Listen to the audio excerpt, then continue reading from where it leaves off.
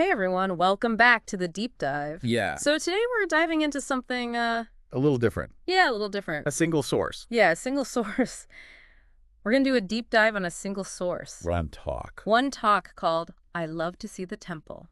By President Henry B. Eyring Yes. of the Church of Jesus Christ of Latter-day Saints. Given at the April 2021 General Conference. General Conference. Oh, no. So you might be wondering, Yeah, why just one talk? Are we gonna get enough out of that? well, this one is packed. Yeah, it's packed with... So much good stuff. Yeah, with insights about personal experiences with the divine. Yeah, and family connections that go beyond this life. Wow. Way beyond eternity even. Yeah, so whether you're familiar with the Latter-day Saint faith or not, I think you'll find some universal truths woven into Eyring's words here. For sure. Absolutely. It's applicable to everyone, Yeah. regardless of your background.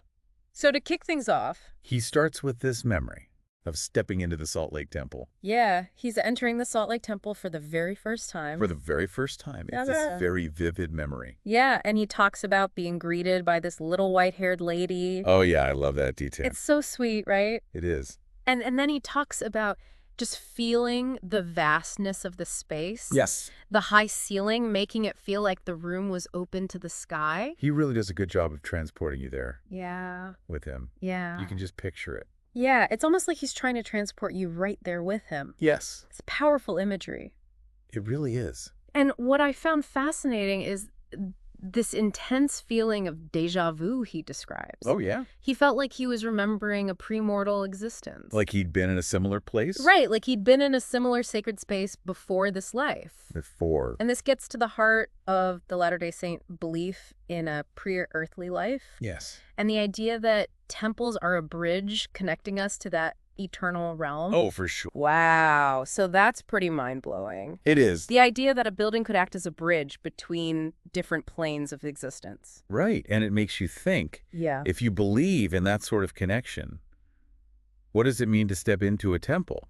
Is it just a physical act, or are you crossing a threshold into a different dimension? Yeah, those are so many questions. So many questions. And he doesn't just drop this idea. No, he goes on. He goes on to talk about temples as places of revelation. Yes. He even points to the inscription on the exterior of Latter-day Saint temples. Holiness to the Lord. Right. Holiness to the Lord, emphasizing their sacred nature. Yes, and this idea of temples as conduits for divine communication really comes to life through those personal experiences that he shares. Yeah. He talks about receiving a burning confirmation about his future during a temple ceremony, a confirmation that didn't fully make sense until 40 years later when he received a specific calling to serve in the church. It's almost like he was given a glimpse into his future destiny. Right there in the temple. Right there in the temple. And had to wait decades for it to come together. Yeah, that's wild.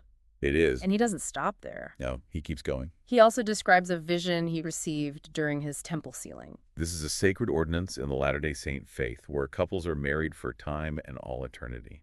Okay, this is where it gets really intriguing. It does. Yeah. He describes seeing a very specific hill, a road, and a house. And this all happens while the church leader officiating the sealing. President Spencer W. Kimball. Yes. President Spencer W. Kimball was counseling him to walk away easily from a challenging situation. And here's the kicker. The kicker. That exact vision played out in real life just a year later. A year later, Wait, what? he saw this vision of a specific place, and then a year later found himself in that exact spot. That's incredible. It is. And for those who believe, it underscored that idea that temples aren't just symbolic spaces. Right. They're places where you can receive very real, tangible guidance from a higher power. That's powerful stuff. It makes you wonder if we're all walking around with little glimpses of the future tucked away in our minds, just waiting for the right moment to be revealed. It's a fascinating thought. It is, and it speaks to that deep human desire to feel connected to something larger than ourselves. Oh, yeah. To have a sense of purpose and direction in our lives. For sure. Now, while we're on the topic of connection, Yes. Eyring doesn't just focus on personal revelation. Right. He also talks about the importance of family. Oh, yes. And those eternal connections that bind us together even beyond this life. Yes, and he even shares a story He does. about a young man who initially resisted the invitation to prepare for an eternal family. This story is all about contrasts. It is. On the one hand, this young man is boasting about good times with friends, living it up. Yeah, having fun.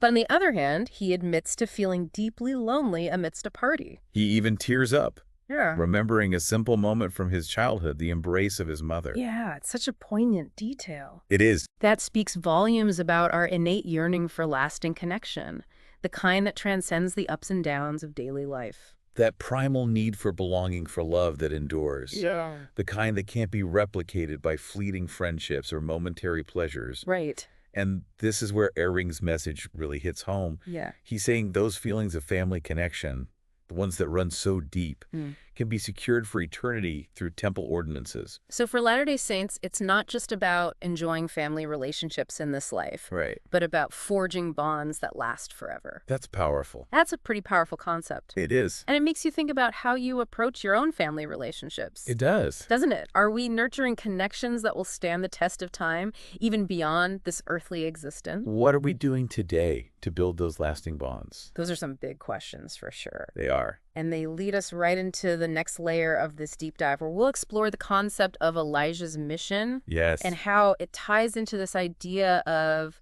eternal families. And how it connects to you. Yes. And the work you might be inspired to do after hearing this. But before we get there, let's take a quick pause to let all of that sink in. Okay, so we've talked about temples as places of revelation and connection to the divine. Yeah.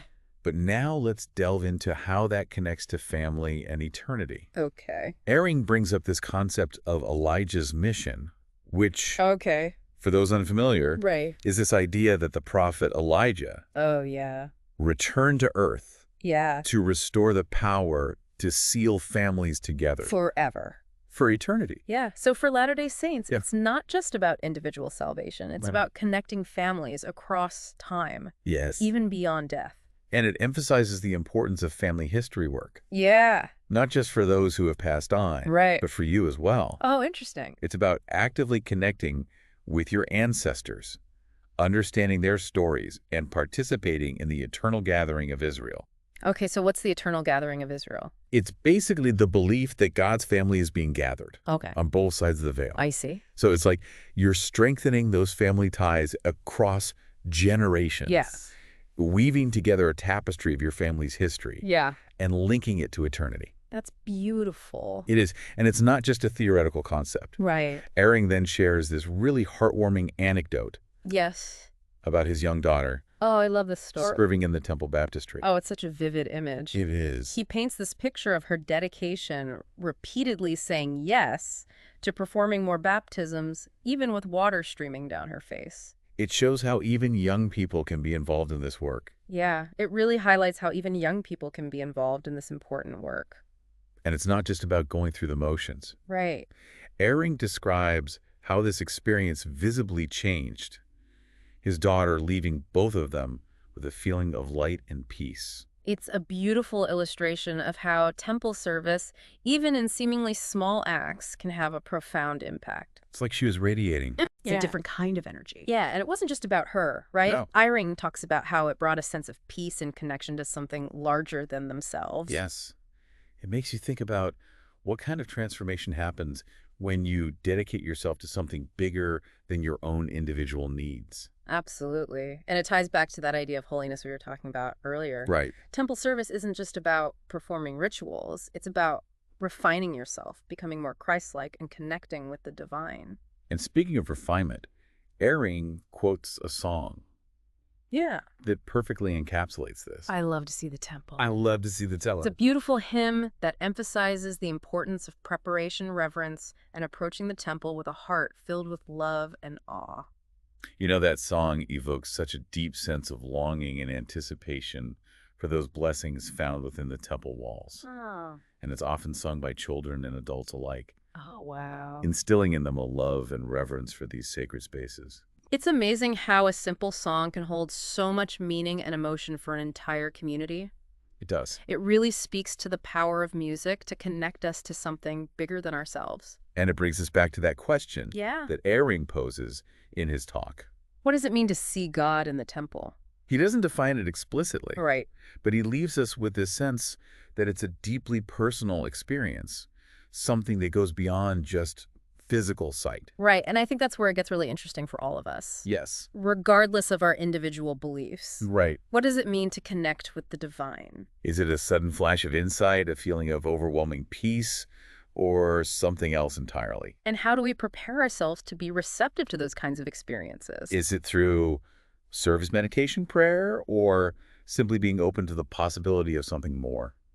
Those are questions worth pondering. They really are. And Eyling's talk has definitely sparked a lot of those questions for me. Yeah. But before we wrap up this deep dive, there's one more point I want to touch on. And it's something Eyring highlights throughout his talk, the transformative power of temple service. He talks about how temple service isn't just about helping those who have passed on, it's about transforming ourselves in the process. It's like that saying, you can't lift someone else up without lifting yourself up. Exactly, and Eyring's daughter's experience in the baptistry is a perfect example. She went in with a willing heart, dedicated herself to the service, and came out visibly changed. And that transformation is what Eyring is ultimately pointing to. He's suggesting that through temple service, you open yourself up to a deeper connection with the divine hand. You refine your character and you become more like the person you were meant to be. It's like you're polishing a mirror, removing the dust and grime so that you can reflect more of that divine light. That's a beautiful analogy, and I think it gets to the heart of what Eyring wants us to take away from this talk. He's inviting us to consider how we can each find that deeper connection with the divine, whether it's through personal revelation in the temple, strengthening our family ties across generations, or dedicating ourselves to selfless service. So it's not just about a building or a set of rituals, it's about actively engaging in practices that bring us closer to God and help us become our best selves. Precisely, and I think that's a message that resonates with people from all walks of life, regardless of their religious background.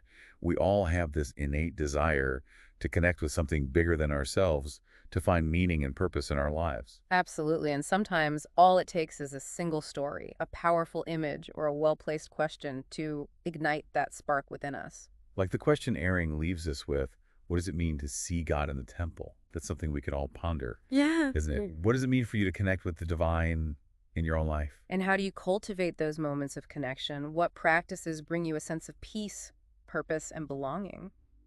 We leave you with those questions to ponder as we wrap up this deep dive into President Eyring's talk.